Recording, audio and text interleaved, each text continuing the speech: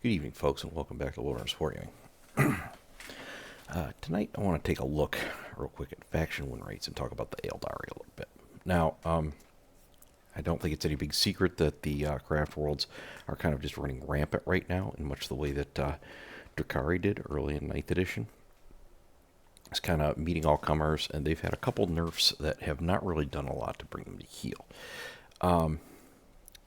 They've got a couple units that are apparently pretty notorious as being the problem children, but on the other hand, even lists that don't go heavy on those units and use other ones seem to be doing quite well. I think that there's some action coming up pretty quickly. There's going to be a balance pass very soon, but I want to take a look at things right now because as it is, they have really dominated what's going on. They are not only one of the winniest factions, they're also kind of one of the most prevalent factions, and it really is kind of a problem. So you'll see before you have the win rates on MetaWatch on Warhammer Community, where they measured them. This is from August 10th, so 2 weeks ago today. Now there is a little bit more current information. We can also look over here. So, for example, at Goonhammer, 40K stats. This is a little bit more maybe current, and this paints a far less dire picture with real win rate for Aeldari down more at about 61%. Still too high, but not nearly as alarming. But this is what Games Workshop is actually going off of here, and even if that win rate is a little bit lower, after 2 weeks, they're still claiming tons and tons of the top spots. The win rate isn't telling the whole picture. Now, there's a couple things I want to cover. First of all, player behavior. Second of all, let's talk a little bit about what's already happened. And third, I want to talk about what should and should not happen going forward, both with Games Workshop and with the community. So, first off, if you look at this chart, you'll see that the white numbers there, those are the ones that are within what Games Workshop considers to be the balanced win rate, between 45% and 55%. There are very few. There's only 4 factions that are above that, and there are about 4, 5, 6, 7, 8, 9, 10, 11 below that in their numbers, with Leagues of Votan all the way down there in the toilet at 35%. Now, that band is a fair band. You know, that 45 to 55% is fine. You're not going to get everybody exactly 50. Realistically, with 26 factions, I don't think you're going to get everybody within 45 to 55. I think the best balance you could hope for would probably have, out of those 26 factions, about 20 that were successfully in there, and you'd probably have 3 to 4. Well, I should say, 3 to 4 above and below that win rate, but not more than by about 3%. So your outlier winner would be about 58%. Your outlier loser would be about 42%. If you got balance as good as humanly possible. Okay. Now, part of the reason that I say that is that one of the biggest challenges for balancing, just like with balancing an MMO or any competitive player computer game, is that your balance changes affect the behavior of the players as well. And so what looks like it might be a fix for a problem often doesn't quite work out because the player behavior changes to adjust to it. In other words, if the players had continued to play the game just as they always had, you'd probably see the effects you want, but they're going to behave in ways that you can't predict. And often you get unintended consequences from a balance pass. This is partly why a lot of balance passes often seem too weak, because one of the ways you can mitigate the unintended consequences is by making more minor adjustments, which will generally have more minor effects on player behavior. Not always. A minor adjustment can go past some key threshold and cause a serious disruption, but it's generally a safe assumption that the lighter touch you use, the the less effect it's going to have. Now, this can be sometimes frustrating because a balanced pass may seem to be not enough, not get the job done, and people don't like that because they're like, "Hey, you're not doing enough," But not doing enough is miles and miles different from not doing anything at all. So I kind of favor that approach. Now, part of the player behavior also is that even when no adjustments are being made, there's changes in player behavior. It was pretty obvious before the edition even started that Craftworlds were going to be very powerful.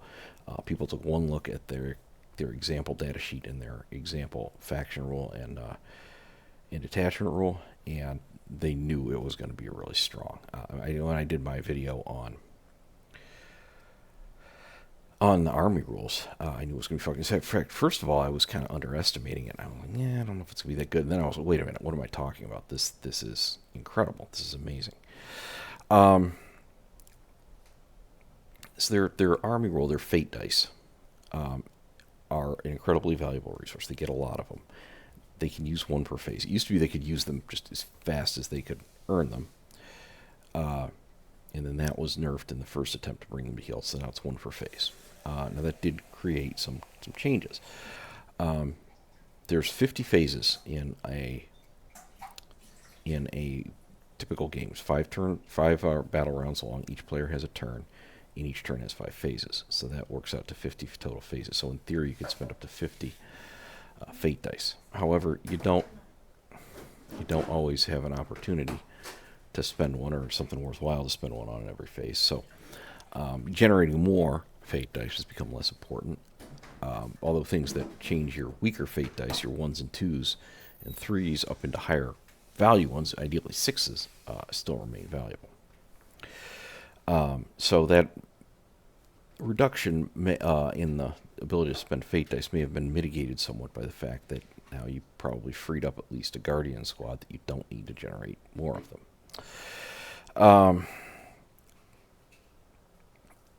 They also have a rule that it gives them a free hit and a free wound roll per unit per phase.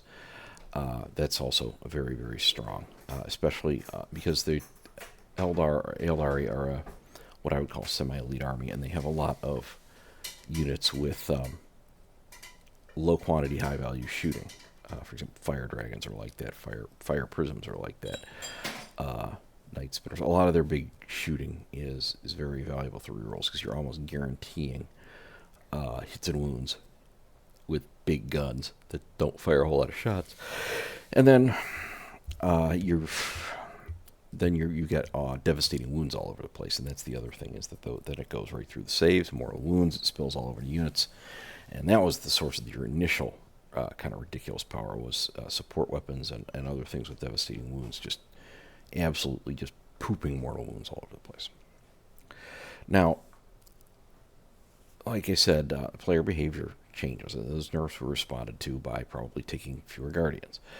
But there's also a larger effect, and that is that when an army is perceived as good, top competitive players, especially if they happen to already own it, will gravitate to that faction. And right now, that's one of the problems, is there are a lot of people playing Craftworlds because they're popular, and a lot of them are the better players because it's perceived as powerful. They want to win. There's nothing wrong with that. They're playing the game as it exists, but the problem is that this creates a very distorting effect that you see here on this chart. There's a lot more losers than winners on this faction chart. We can see because the bottom red section is more than twice as large as almost 3 times as large as the top red section.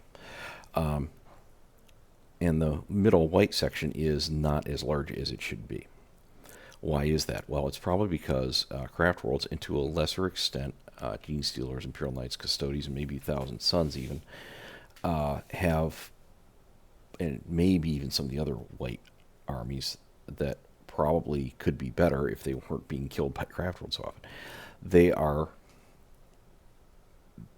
are pulling good players out of all those factions and pulling them up. So not only do you get a lot of those lists, they are also run by a lot of the better players, and the loyalists are left down in the weaker factions. And even if the loyalists are very good players, they're just left with a weaker faction. and the people who don't particularly care about being an exceptionally good player and just want to have a good time at the tournament and are sticking with the faction they're loyal to, they're left down there. So there are fewer of them, and they aren't as infused with the best players. Those people are all playing those 4 or 5 armies at the top, and maybe some of the ones about 5 down below them, down to about maybe where Chaos Marines are at the lowest. Now, I'll call your attention to the second thing that stood out is notice that the place where you go over the 50% win rate is not at the middle faction. There are 1, 2, 3, 4, 5, 6, 7, 8 factions that are over 50%. And there are, therefore, 18 factions below, when you would think it would be about 13 to 13. Well, this is a second way of seeing that effect. So many people have gravitated to a few factions, and that they have come from all these other ones, and large numbers of these other factions have lost their good players, and that creates this distorting effect. Now,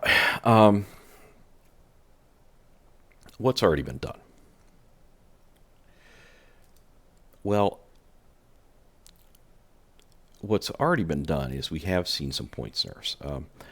Fire prisms were nerfed up to 150 points. They were ridiculously cheap earlier. I don't remember what they were before, but 150 even seems a little low to me, given how much, say, Imperial Guard tanks cost. But they did get a nerf. Support weapons got nerfed in cost, and Night Spinners got nerfed as an indirect fire weapon. Did Dark Reapers get it? No, Dark Reapers did not, probably because they only have one indirect fire weapon in the whole squad. It's not especially powerful, but that's kind of odd. Wraith Knights did get a nerf, a pretty substantial nerf in cost, and the Forge World one did as well. Now, overall, though, Craftworlds are not seeing too much in the way of overcosted units, even with those nerfs. Most things are still pretty expensive. Some of the Phoenix Lords are overcosted, I think. There's a few units, some of the Forge World stuff, like the Nightwing, is just atrocious right now and wildly overcosted. But most of your bread and butter units, including the ever popular Urolith and Shadow Specters, are not. They are not wildly overcosted.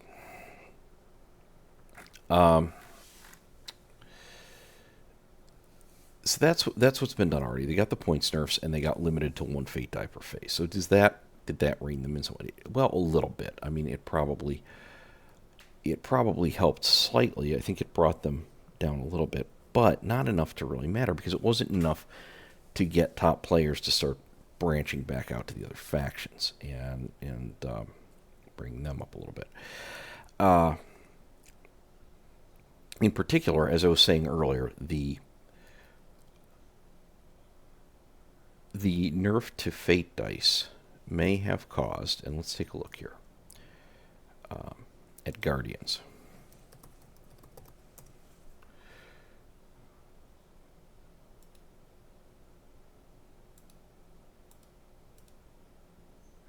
Okay, Guardian Defenders. The end of your command phase, your own command phase, for each objective marker you control that has 1 or more units from your army with this rate, roll 1d6 and add your phase dice pool. So you could get you could get 5 extras in the course of a game. So it would bring you up to 17. Now I'd still use that, because 17 is definitely better than 12. Do Storm Guardians do that? I don't remember if they do.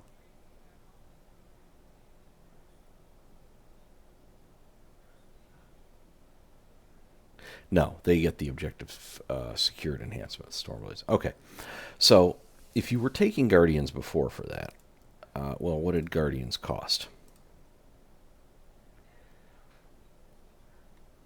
110 points. So that freed you up 110 points. Well, that's enough to fit in another squad of Warp Spiders at 100 points. It's enough to fit in a squad of Swoopacocks at 75 points. Another Viper, another Warwalker. You fit in more stuff. So if you say we're running 2 of those squads and you drop down to 1, or you're running 1 and drop to 0 even, If you went 2-drop to 0, you really freed up a lot. That freed you up to easily to take something else in there. So that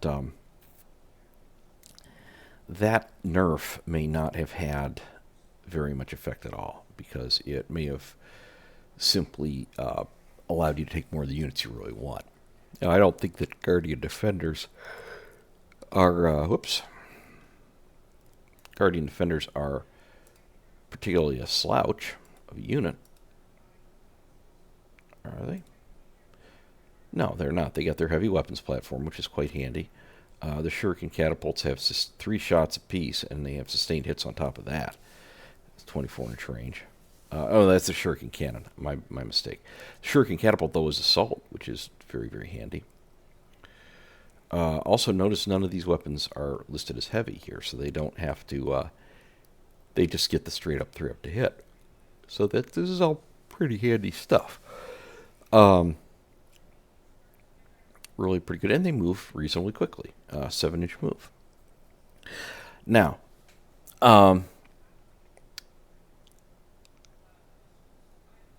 that's what's been done already. They've been trimmed a little bit. They've had their best options hit a little bit in terms of points, but then it's probably been mitigated a bit by the 110 points off of not needing to take Guardians on a lot of lists. And honestly, even though I'm talking about other units, it probably you used that 110 to absorb the additional costs of your Night Spinner and your Fire Prisms. Fire Prisms were included in the indirect fire nerf because functionally they act as a pseudo-indirect fire. Okay, now let's move forward. So what's kind of gone on with it? Well, we know that there's something coming from Games Workshop. They're clearly going to do something about it. What I've seen that's alarming is people talking about banning the faction, or some pretty wonky ideas for basically house rules for them at tournaments. I think this is all a terrible idea. First of all, before the edition even started, when only the sample rules were out and one sample data sheet, one weapon, people could already see that there was potentially going to be trouble with the interactions between fate dice and things like lethal hits, devastating wounds. Especially if you had lethal hits and devastating wounds, that you could just daisy chain that into I automatically hit and wound you, and you can't save, and that's not good. That's understandable concern. The problem was that you already had people at least one tournament talking about banning the faction when we didn't see the whole index yet and we didn't see the points values yet. That was premature. It should not have happened, and basically don't ever do that. Don't start making balanced suggestions on something that you don't have the full information on. Just don't do it. I don't even start. If you want to bring up this is potentially a problem, sure, but don't start trying to say what the solutions are without the full picture. That's never going to be workable. But now we're seeing evidence of potentially that happening at some tournaments now. Now I kind of get it. You're running the tournament. You don't want to see your whole podium with nothing but Craftworlds on it. I kind of get it. The problem is, not everybody, there's a number of them. One is not everybody playing the faction is a top player. Some people, they're just longtime Craftworlds players. There's a whole channel out there. It's called Craftworld Eldar, and that's what that guy plays. I don't know if I think he does have a Emperor's Children army too, which fits because they're the traditional enemies of the Eldar, being Solnishnal. Army as well, but this guy is dedicated. He makes great videos on Craftworld Eldar and nothing else. Now he's a pretty good tournament player, I think, but let's suppose it was a more average or even below average. And all of a sudden, this is the only army you own. Okay, maybe you're a younger guy, you just don't have a lot of money. You can have one faction, that's what you can afford, and you got you some Craftworlds, and that's what you like to play. Because guess who that was in college? That was me. That was my faction for when I first started. And then it expanded into Dark Angels. I didn't used to be a 6-army guy. I just had the 2. And I started to work on 2 other ones, but that all went by the wayside when I had about 2 squads of each. Anyhow, but Craftworlds were my main army. I was main Craftworlds, and I thought I would stay main Craftworlds coming back to the game. I'm kind of surprised to find that they're now not my priority. But all that said, let's suppose that you're that guy, and you sign up for this tournament. You get the opportunity to go. You pack up your Craftworlds, you submit your army list. Maybe you don't even submit your army list. Oh, no, wait. You can't. No, no craft worlds allowed. We're not playing that. Well, unless you bought a whole bunch of Harlequins to go along with your craft worlds, uh, which even then they probably count as craft worlds, so they're probably banned too. Or maybe you bought a bunch of Drakari to be part of your Inari army, and you can play that. But otherwise, you're probably out of luck. You're not going to be able to play. And worse, if they were late in announcing it, you may have already bought tickets. You already spent money to go to this. Oh no, wait, we're going to ban your army. So you're paying for you're paying in real life time and money for the sins of the game balance. So that's not good. It's a good reason why you should not be doing that. You shouldn't be excluding people from the tournament because you excluded their armies. Warhammer's an expensive hobby, and everybody can't just have a second army. Now, I do want to point out, though, that expense is kind of the reason why everybody is gravitating to them. I mean, even if you're a high-level tournament player, you might not be able to afford to build and paint up, or have the time to build and paint up a new Craftworlds army just on the spot. So you might be still playing Custodians because you'd never owned Craftworlds. And oh, by the way, you can't even buy a Fire Prism or a Night Spinner right now. Forget about it. It's just not happening. Unless you're going to pay some ridiculous rate on eBay, maybe. Okay. That's reason number one. Reason number two is a slippery slope. Once the first tournament pulls the trigger on banning a faction because it's too powerful, it becomes much, much easier to start doing that. Either with more factions or with less of a win rate discrepancy, or just making it to the point where tournaments are just, doing whatever. It will get out of control. It will become common practice. It will not stay. This, guarantee you. And that's very, very bad, because that means we no longer have a consistent baseline of rules that all tournaments are played on.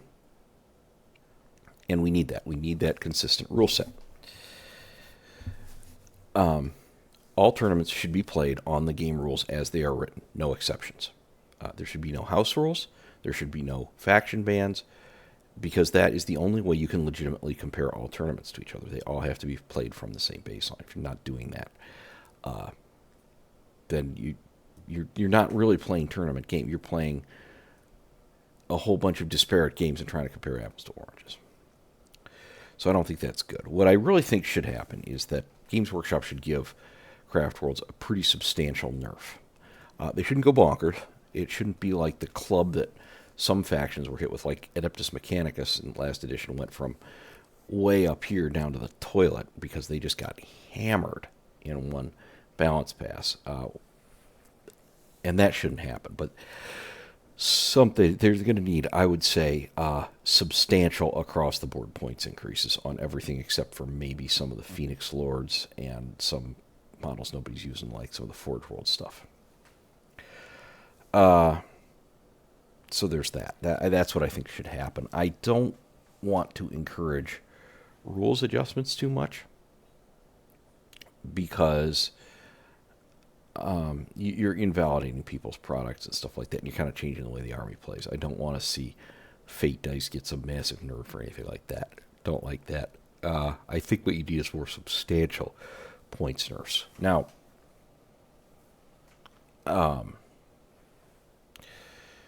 people might disagree. The only other option that I would see really is maybe start stripping out more devastating wound stuff, because it is, I think, pretty prevalent throughout the whole army. So maybe a few units could lose their devastating wounds, which is not a rule I'm really too happy about at all in the game. I said back in my Things I Want on 10th edition that I did not want to see things bypassing saves anymore, especially in vulnerable saves. So less devastating wounds would be good. I will happily take the hit on any units that I would use that have it, to see it less prevalent. Trying to think, was there anything else? There was something else that we wanted to discuss here. Looking at these win rates. Oh, yes. Final thing. Right now, I don't think any other faction should get any nerfs. Now, I don't think anything that's above 50% should get any kind of buff. Really, I don't think anything above 45% should get a buff right now. There might be room for some buffs to the basement factions, the real basement ones. Definitely anything under 40%, and maybe up even as high as the Blood Angels here at 41%. Could potentially get very minor buffs. But the thing is, I think that we need to wait and see what effect this had on Craftworlds before we start adjusting too many other factions. Some factions kind of slipped up now, like Adeptus Custodes are very powerful, but they're just 1% above that line. Now, will nerfing Craftworlds boost them up higher? Yeah, maybe, but it kind of depends how the players shake out. And it's also possible that something that Custodes struggle with more will get a boost and become more prevalent. So at this point, I don't think anything much for any other army above Blood Angels should be done. Anything from Drakari up to Genestealer cults, I don't think should get touched until we've seen the effects. With Aeldari, well, maybe Genestealer cults is there at 63%. That's pretty high, but definitely not anything below that. And even then, anything in here in those Genestealer cults and Imperial Knights at the second, third, or fourth places, if you are gonna hit it with anything, like just love tap on the points at the most. 5 points here, 10 points there. That's it.